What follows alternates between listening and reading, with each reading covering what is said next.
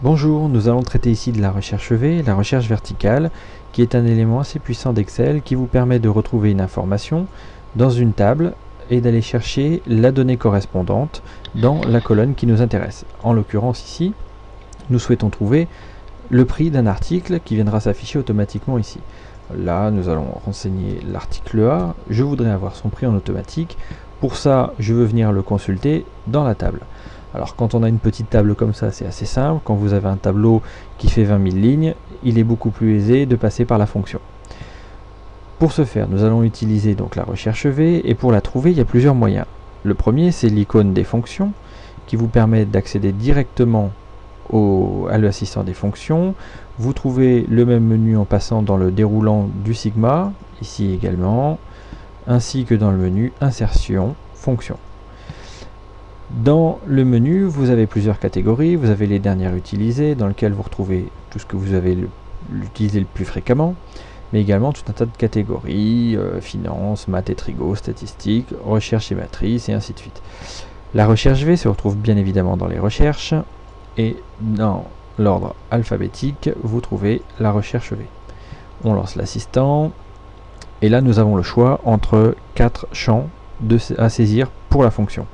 La première, c'est la valeur cherchée, c'est-à-dire la première information qui vous sera nécessaire, c'est-à-dire quel est votre dénominateur commun. En l'occurrence ici, nous, c'est l'article A qu'on retrouvera dans ce tableau-là. Donc nous allons sélectionner, je sélectionne volontairement ici la cellule. J'aurais très bien pu taper A à la place de la cellule G4, mais j'aurais perdu le dynamisme de la fonction, c'est-à-dire qu'en faisant ça, je ne rechercherai par la suite que cette information A.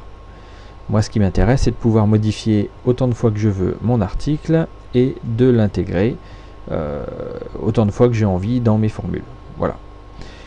Le second champ, c'est la table matrice, c'est-à-dire le tableau. Le petit tableau, vous le voyez, est ici avec la désignation, l'article et le prix. Néanmoins, la recherche V doit commencer avec la colonne qui contient l'information que vous recherchez. En l'occurrence ici, c'est l'article. Elle doit systématiquement être la première colonne. Si j'avais renseigné ici à la place du A le mot pull, par exemple, qui correspond à la première ligne de mon tableau matrice aurait commencé sur la toute première colonne.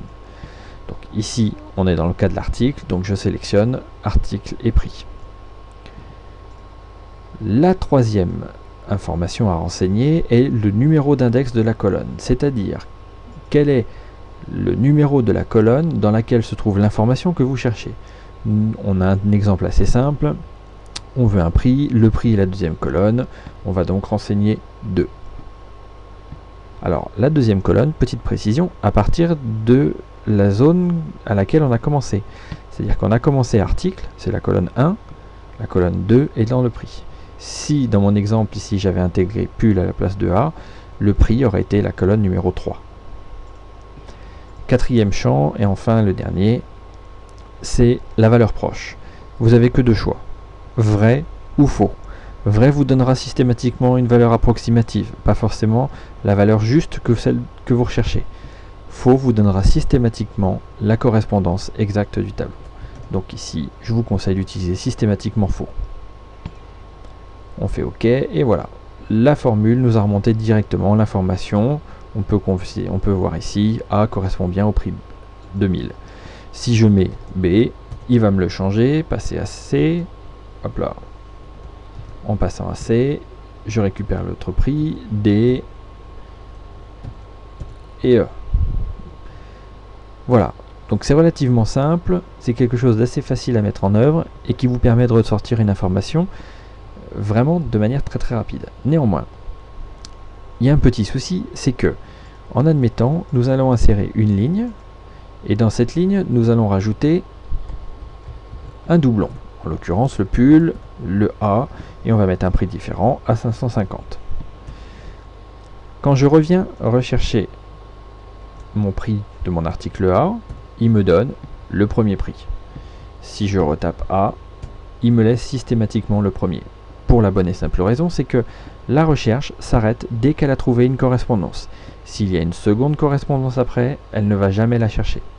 Donc dans tous les cas, si vous voulez que votre exemple fonctionne, Je vous conseille de vérifier avant que votre table ne concerne aucun doublon, ne prend pas d'autres informations, et si c'est le cas, pensez à corriger dès le départ.